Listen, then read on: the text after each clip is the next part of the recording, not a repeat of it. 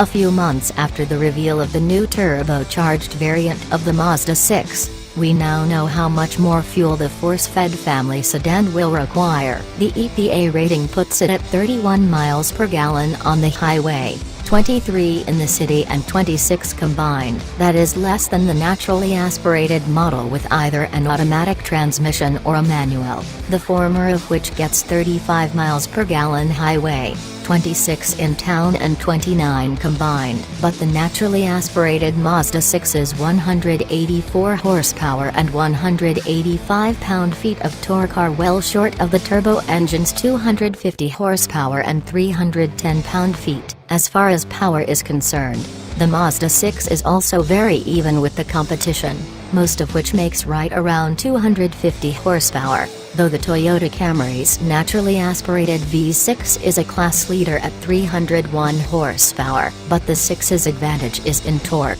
None of the mainstream family sedans touch the Mazda's whopping 310 pound-feet. The 2.0-liter Honda Accord and Ford Fusion come the closest at 273 and 275 pound-feet respectively. To beat the Mazda 6 would require going for the Ford Fusion Sport, which is a unique step up in the segment with a turbocharged V6 making 380 pound-feet. The Fusion Sport takes a serious hit in the fuel economy department, though, getting just 20 miles per gallon combined.